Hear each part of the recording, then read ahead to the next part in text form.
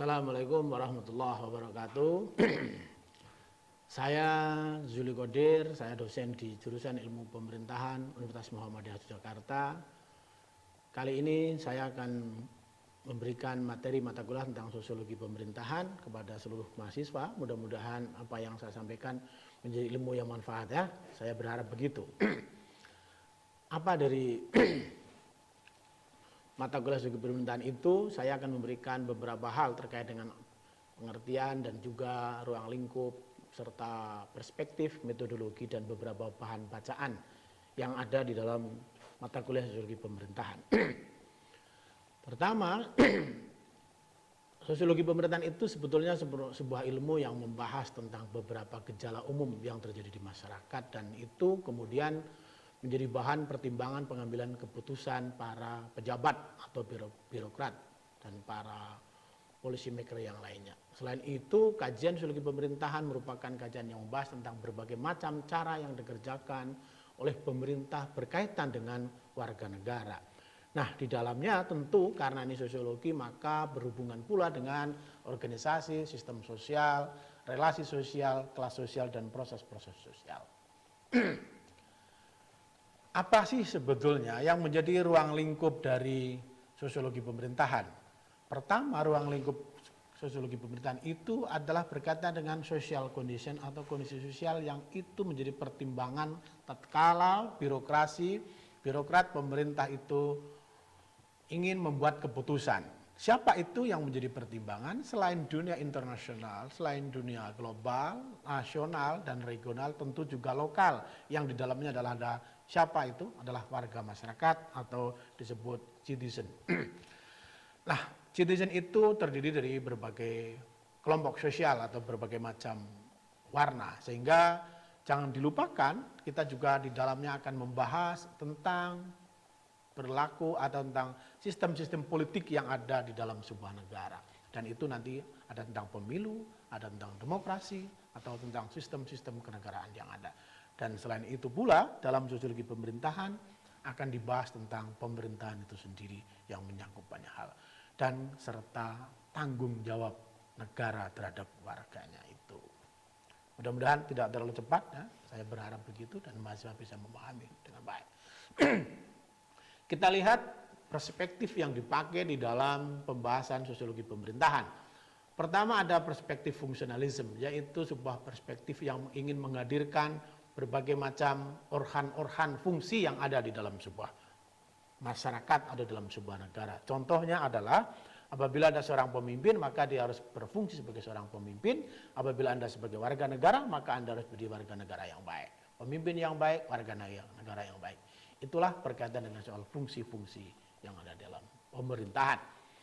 Tetapi jangan dilupakan, karena pemerintahan kita itu kadangkala dalam pengelolaan itu kurang baik, maka perlu ada pendekatan yang disebut pendekatan kritik, pendekatan kritis, yaitu sebuah pendekatan yang ingin menghadirkan fakta-fakta sosial dalam masyarakat secara kritikal, bukan hanya yes or not, tetapi bagaimana mengkritik sebuah kebijakan kalau itu memang tidak baik, sehingga kebijakan itu lebih baik. Dan kemudian memberikan masukan kepada siapapun yang mengambil kebijakan.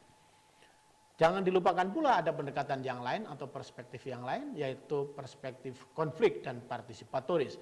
Biasanya perspektif ini dipakai untuk melihat hubungan konfliktual antara masyarakat dan negara, atau antar negara dengan negara, atau antar warga masyarakat dengan masyarakat. Bagaimana partisipasi warga negara dan masyarakat, partisipasi negara terhadap masyarakat, dan pun sebaliknya. Yang lain lagi adalah perspektif tentang strukturalisme. Ini adalah ingin membahas tentang bagaimana struktur-struktur pemerintahan itu ada dan terjadi, sehingga di antara mereka tidak terjadi saling tumpang tindih di dalam membahas sebuah policy atau dalam membuat kebijakan. Sehingga berguna bagi masyarakat dan kemudian menjadi kesejahteraan yang ada di masyarakat sebagaimana tujuan dari undang-undang. Yang bagian terakhir adalah dalam lingkaran perspektif, yaitu post-strukturalisme. Ini agak berbeda dengan cara pendekatan yang selama ini terjadi, karena pendekatan poststrukturalis adalah pendekatan yang tidak melulu menghubungkan antara yang memiliki jabatan dan tidak memiliki jabatan, tetapi melewati itu semua atau beyond itu semuanya. Sehingga Pendekatan poststrukturalis itu adalah pendekatan yang saling terhubung satu dengan yang lain tanpa melihat atau tanpa menghubungkan tentang struktur-struktur kekuasaan yang ada secara formal. Kemudian di dalam sosiologi pemerintahan juga kita akan membahas tentang bagaimana metodologi memahami tentang sosiologi politik pemerintahan. Pertama di dalam metodologi itu adalah metodologi sosiologis, yaitu membahas tentang kaitan-kaitan atau varian-varian antar gejala sosial yang ada di dalam pemerintahan dan di dalam masyarakat. Sehingga mahasiswa itu menjadi paham sebetulnya apa sih yang terjadi dalam masyarakat dan dalam pemerintahan secara sosiologis, bukan benar atau salah, tetapi ini loh peristiwanya, kemudian bagaimana kita menganalisisnya. Selain itu, sosiologi pemerintahan juga dibahas dalam metodologi yang sifatnya historis, yaitu kita ingin melihat bagaimana masa lalu pemerintahan dikelola, lalu kemudian masa saat ini, dan juga untuk menjadi pelajaran di masa yang akan datang terkait dengan berbagai macam urusan peristiwa-peristiwa historis yang terjadi. Misalnya bagaimana pemerintahan Pak Karno, Pak Harto, Habibie, lalu kemudian Abdurrahman Wahid, SBY, lalu kemudian saat ini adalah Jokowi. Kita lihat dalam kacamata historis.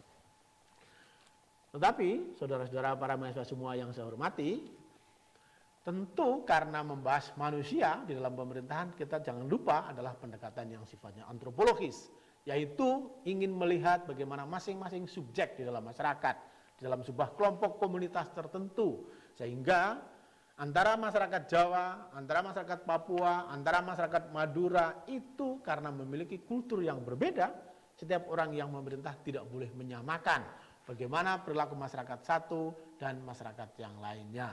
Sehingga kalau mengambil policy harus disesuaikan dengan subjek yang dihadapi. Mengelola masyarakat Jawa itu tentu berbeda dengan cara mengelola masyarakat Papua. Mengelola masyarakat Sunda itu tentu berbeda dengan cara mengelola masyarakat Madura. Itulah yang harus dilihat dalam metodologi atau pengelolaan tentang sosiologi pemerintahan.